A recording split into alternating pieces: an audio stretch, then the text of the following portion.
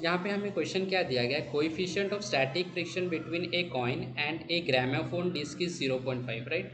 तो you can see here एक gramophone है और ये इसका डिस्क है। तो हमें बोला यहाँ पे कहीं पे तो एक कॉइन रखा गया है, हम कॉइन रख लेते हैं, यहाँ पे कॉइन रखा गया है और ये कॉइन और डिस्क के बीच का फ्रिक्शन जो स्टैटिक फ्रिक्शन है वो दिया गया है, कोएफिशिएंट दिया गया है 0.5। Radius of the disc is 8 centimetre. ये जो डिस्क है इसका रेडियस दिया गया है, it is 8 centimetre. Okay. Initially the centre of the coin is pi centimetre away. हमें बोल रहा है कि जो कॉइन रखा गया है ये कॉइन डिस्क के सेंटर से पाई सेंटीमीटर की दूरी पे रखा गया है। ओके। और हमें बोला हमने इसको रोटेट किया। So at what minimum frequency will it start slipping from there. तो हमें बोल रहा है कि हम कितने फ्रीक्वेंसी से इसको रोटेट करना स्टार्ट करेंगे कि ये स्लिप होना चालू हो जाएगा coin. Okay. And by what factor will the answer change if the coin is almost at the rim. और अगर कॉइन को मैं ऑलमोस्ट रिम पे रख दूँ, एज पे, यानी कि पूरा रेडियस के डिस्टेंस पे रख दूँ, तो हमारी फ्रीक्वेंसी कैसे चेंज हो जाएगी वो हमें फाइंड करना। ओके। तो हम क्या लिख लेते हैं, पहले हम गिवन लिख लेते हैं, हमें दिया क्या क्या है।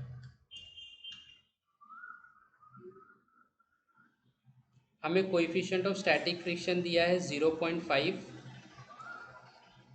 रेडियस ऑफ द कॉइन हम लिख लेते हैं पाई सेंटीमीटर दिया गया है, जिसको हम लोग मीटर में कर लेंगे, pi into 10⁻⁻2 metre. Okay. Then radius of the disc R2 consider कर लेते हैं, जो 8 दिया गया है हमें, 8 centimetre, which is equal to 8 into 10⁻⁻2 metre. Okay. Solve करते हैं सॉल्यूशन। सो मिनिमम स्लीपिंग के लिए जो हम लोगों ने फार्मूला बनाया था, द फार्मूला वॉज, जो कंसेप्ट ने हमने देखा था, the formula was M omega square R is always less than और equal to static friction multiply by normal reaction, right. तो हम इसको लिख सकते हैं M omega square R less than equal to mu S.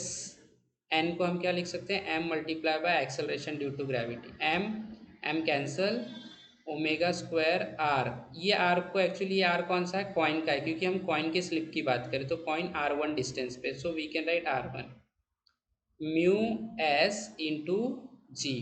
Okay. Now ये जो omega, omega को हम क्या लिख सकते हैं, ओमेगा को हम लिख सकते हैं 2πf, राइट, 2πf, और ये square R1 is equal to mu S into G. यहाँ पे हम रीज़न लिख देते हैं, ओमेगा क्या होता है, 2πf होता है, ये हमें पता है।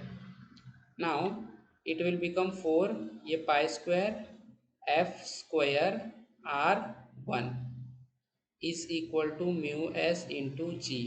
हमें एफ स्क्वायर निकालना है, मिनिमम फ्रीक्वेंसी, ये मिनिमम हम कंसिडर करेंगे, ये बन जाएगा mu S G upon 4 pi square R1।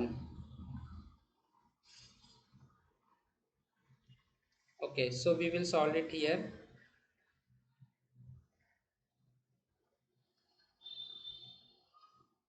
F square is equal to mu S की वैल्यू डाल लो, कितना दिया गया 0.5, ग्रेविटी हमें दिया गया है क्वेश्चन में पाई स्क्वायर है, अपॉन 4 पाई स्क्वायर, और R1 की वैल्यू है पाई इंटू 10⁻⁻²। ओके।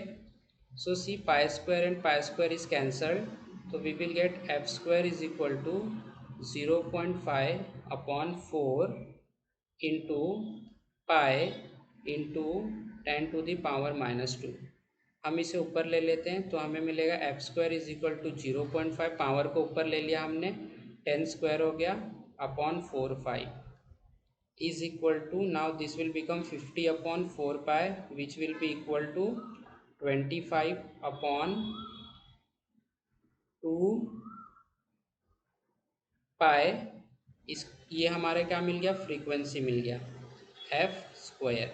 हमें एफ चाहिए तो हम इसका रूट ले लेंगे 25 अपॉन 2 पाई, और एफ मिनिमम फ्रीक्वेंसी हमें मिल जाएगा 5 अपॉन √2 पाई रिवॉल्यूशन पर सेकेंड। इतना रिवॉल्यूशन जब होने लगेगा तो हमारा जो कॉइन है वो स्लिप होना स्टार्ट कर देगा। So this is the minimum frequency. Okay. Now हमारा केस 2 क्या है, हमारा केस 2 ये है कि अगर हमने कॉइन को रिम पे रख दिया, यानी कि कॉइन को ऑलमोस्ट हमने रिम पे रख दिया। जब कॉइन का रेडियस आर हो गया तो फ्रीक्वेंसी कैसे चेंज होगा, तो हम इसे भी देख लेते हैं।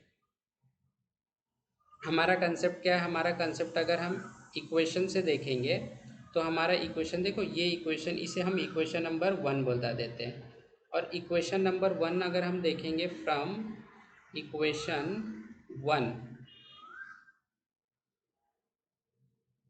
4 pi square F square r one is equal to mu S g, right. तो यहाँ से हम देख सकते हैं ये फोर्स और रेडियस ये दोनों एक दूसरे को इन्वर्सली प्रोपोर्शनल है, राइट। तो मैं यहाँ पे लिख सकता हूँ force is inversely proportional to radius, right. तो यहाँ से हम क्या क्या बना लेते हैं, देखो मिनिमम फ्रीक्वेंसी केस वन के लिए is inversely proportional to radius one A, और केस टू के लिए मिनिमम फ्रीक्वेंसी, यहाँ पे केस वन और केस टू भी हम लिख सकते हैं। तो ये फ्रीक्वेंसी हम लोग का केस वन के लिए आया था, is directly inversely proportional to r two. Okay, अगर हम इसको रूट में देखेंगे, इसको इक्वेशन नंबर बी दे देता हूँ। अगर हम इसको रूट के फॉर्म में देखना चाहेंगे तो हम लोग देखो ऐसे, F one is directly proportional to under root of r1 and f2 is proportional to r2। इसको c दे दो, इसको d, ठीक है। हम क्या करते हैं, दोनों को डिवाइड कर देते हैं, dividing c and d, f1 upon f2 ये क्या हो जाएगा, under root of r2 upon r1। f1 upon f2 is equal to under root of r2 की वैल्यू कितनी है हमारी, ऑलमोस्ट 8 हो गया, और ये कितना है, पाई है, राइट। ये क्या है, पाई है हम लोगों का। तो हम लोगों का जो f2 है, f2 क्या हो जाएगा, f2 will be equal to under root of pi upon 8 उल्टा हो जाएगा इंटू f1। ये हम लोगों का, इस तरीके से हम लोगों की सेकेंड केस में फ्रीक्वेंसी चेंज हो जाएगी। So this is our final answer.